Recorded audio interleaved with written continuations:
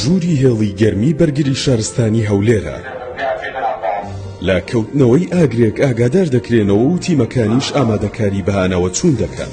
ئەو هێڵە 24 کاتژمێر کراوەیە، بۆیە داوا لە هاوڵاتیان دەکرێت لە کاتی ڕووداوی ئاگرکەوتنەوە لە پێناو کەمکردنەوەی زیانەکان و کۆنتڕۆڵکردنی ئاگر بە خێرایی پەیوەندی بکەن.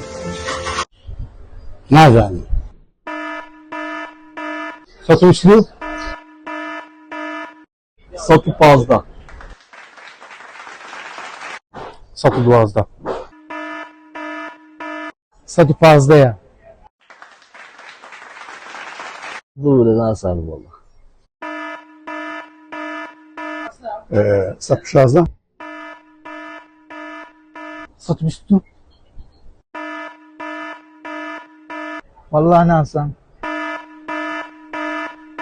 ژمارەی بەرگری شارستانی هەولێر 115.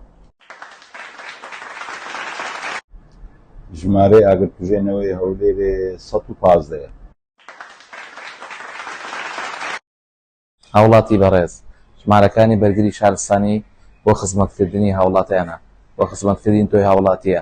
بۆیە لە کاتی ڕووداوەکان پێویستە ژمارەکانتان لەبەر بێت تاوەکو بە زووترین کات پەیوەندی بە ئێمە بکەن و گەشتنی تیمەکانی ئێمە بۆ شوێنی ڕووداو ئەبێتە هۆی ئەوەی قەبارەی ئاگرەکان گەورە نەبن، بۆ ڕووداوەکان زووتر کۆنتڕۆڵ بکرێت و گیانی هاوڵاتیان و دەوروبەری ئەو ڕووداوی کە ڕووەدا پارێزراو بێت و بتوانین ئێمە بە شێوەیەکی ئاسان و خێراتر کارەکانمان بکەین.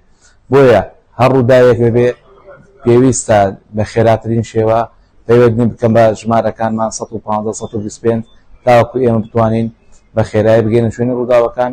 بۆ ژمارەکانی ئێمە گرنگە، پێویستە لە ماڵ لە شوێنی کار لەو شوێنانێکەوە داوامی لێ دەکەن و داوامێکی فەرمیتان لێ هەیە و یا داوامێکی حکومیە و یا داوامێکی هاوبەش و لە شوێنێکی گشتین پێویستە ژمارەکان ئێمە چ لە ئۆفیسی خۆتان نەبێت چ لە ماڵەکانتان نابێت بۆ ڕوودا و هەر حاڵەتێکی لە ناکاو بە هیوای سەلامەتی بۆ هەموو لایەک.